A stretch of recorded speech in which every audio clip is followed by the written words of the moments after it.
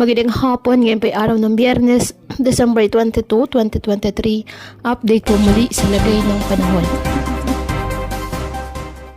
Ayon sa Pag-asa, kahit walang bagyo, asahan pa rin ang pag-uulan sa iba't ibang bahagi ng bansa. Apektado pa rin ng shearline ang eastern section ng Luzon habang hanging amihan sa nalalabing bahagi ng northern at central Luzon. Samantala, umiiral pa rin sa Kalayaan Islands sa Palawan ang trough extension ng low pressure area na ngayon nasa labas na po ng ating Philippine Area of Responsibility habang easterlies naman ang nakakaapekto sa iba pang bahagi ng ating bansa. Ngayong araw, dahil pa rin po sa amihan, pinapayuhan pa rin ang may maliliit na sasakyang pandagat na huwag munang pumalaot sa mga dagat na sakop ng Ilocos Region, Cagayan Valley, Aurora at sa ilang coastal seas ng Quezon, Camarines Norte at Catanduanes.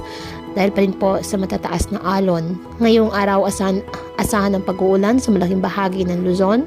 Posible ang heavy to intense at torrential rain sa ilang lugar na maaaring magdulot ng mga pagbaha o pagguho ng lupa. Uulan din ng ilang bahagi ng Visayas at Mindanao, kaya maging alerto. Patuloy pa rin na pinapayuhan natin mga kababayan na maging maingat at maging alerto sa mga posibleng pagbaha at pagguho ng lupa at ugaliin na magdala palagi ng payong o kahit ano pa ng gas sa ulan sa tuwing lalabas ng ating mga tahanan.